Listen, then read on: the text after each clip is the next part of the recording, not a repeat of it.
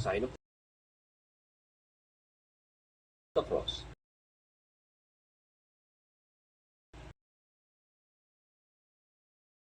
Sobrang laki ng chance na Katoliko ang tao na yan.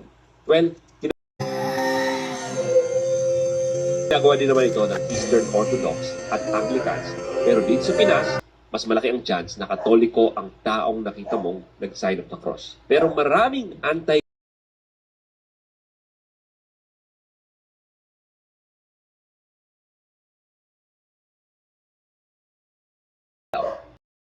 ipag-uutos magkintal, magantanda, sa noo o kanang kamay, sukat pagkakilalanan na sila nga kampong tunay nitong Antikristong hunghang.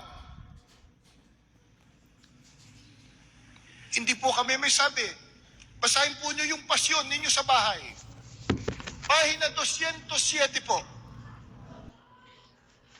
Daliri, buong lakas, 5 pirasong daliri na buong lakas natin ilalagay sa ating noon na third episode, sasabihin ko rin sa inyo kung bakit ito.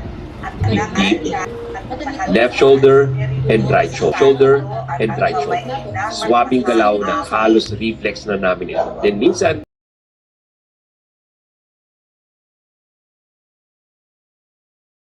of our fingers, on our brow, and on everything. Nandiyan din sa unang reason kung bakit kami nagsisign the cross. Reason number 1, it is historical.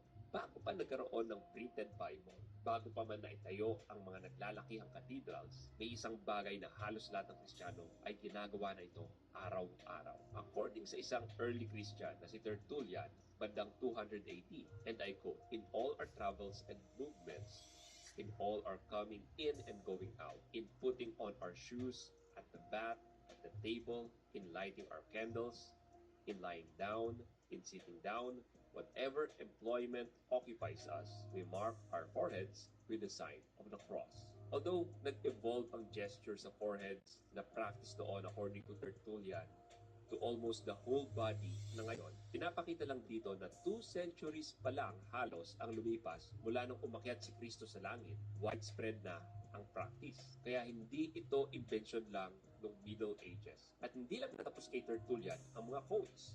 May mga references din ng sign of the cross kina Saint Cyril of Jerusalem, 313 to 386 AD. And I quote, "Let us not be ashamed to confess the crucified. Be the cross our seal, made with bold." Tayo ay linalagyan tayo ng seal o tanda sa noo natin.